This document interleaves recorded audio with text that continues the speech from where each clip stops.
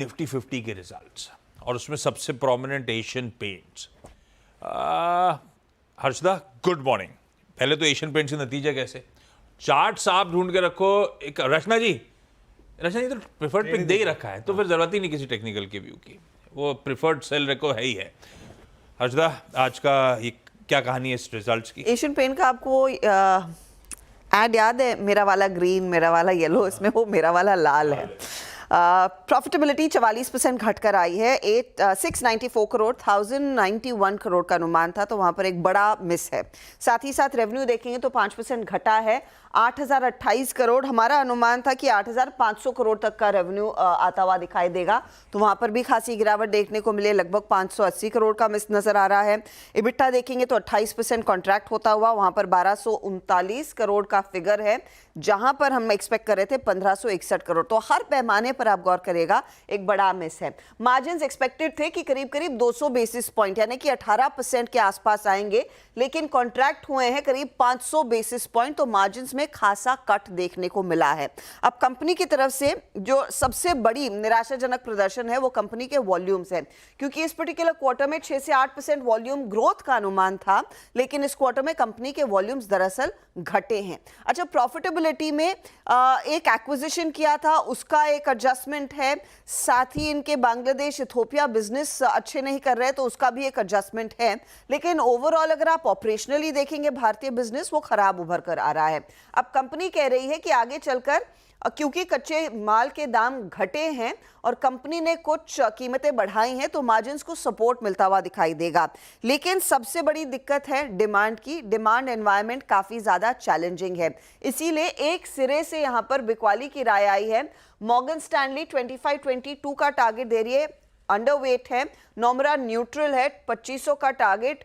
JP Morgan ने in fact अपना target घटाया है, पहले 2500 का था, 2400 पर आ रहा है। सीएलएसए कह रहा है अंडर परफॉर्म करेगा स्टॉक, जेफरीज कह रहा है अंडर परफॉर्म करेगा स्टॉक, और सभी ने बेसिकली यही कहा है कि देखिए कंजम्पशन जो है इस पर्टिकुलर कंपनी की वो एक तो बिगड़ रही है, और कहीं ना कहीं ये भी इशारा है कि शायद अब कंपनी अपने पियर्स के सामने मार्केट शेयर भी गंवाने लगी है।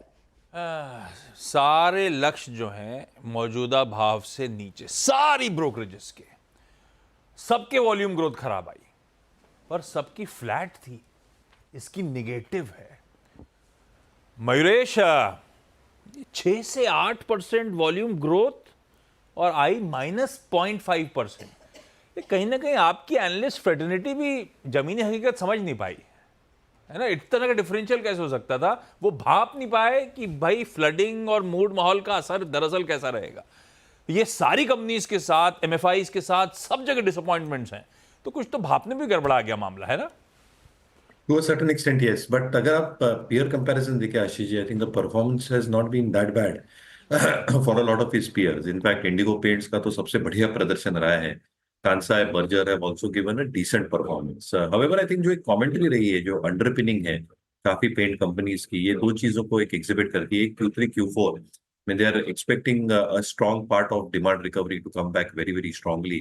Combine that with wedding season. I think अगले 3 से 4 महीने में इतनी शादियां होने वाली है नॉर्थ इंडिया में and across the country as well. इसमें शायद रीपेंटिंग की डिमांड बहुत अच्छी तरीके से आ जाए। So Q3, Q4 demand should be back quite substantially. दूसरा, आई थिंक जो इनपुट कॉस्ट इन्फ्लेशन कंपनी है उसने झेला था, that is now stabilising to a large extent, और इसलिए आई थिंक थोड़ा मार्जिन इंप्रूवमेंट सीक्वेंशियली होना बिल्कुल लाजमी हो सकता है।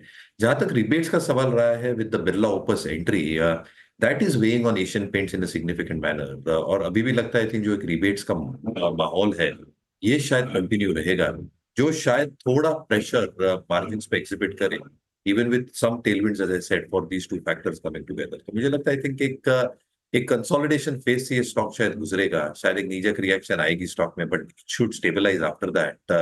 बट कहीं ना कहीं आई थिंक एक अंडर परफॉर्मर अभी भी रहेगा unless number show some significant improvement. हाँ, ये बात सही है। H2 को लेकर होप्स फिर बंद गई हैं कि डिमांड सुधरेगी, थोड़ी सी पटरी पे आएगी, फ्लडिंग के बाद, मानसून के बाद फेस्टिव सीजन वगैरह आएगा।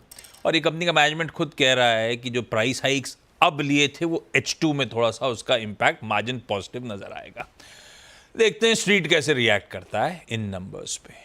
लेकिन गाबा सर, जब भी कोई चैनल पे ना लाजमी वर्ड यूज करता है ना, मुझे पता नहीं शबाना आजमी की याद आती है। आपको होता है कैसा? नहीं, ऐसा कुछ नहीं। लाजमी मतलब पता क्या, मुझे तो ऐसा कुछ होता नहीं, लेकिन आपको जरूर होता है। आप एक्सप्लेन कीजिए क्यों होता है।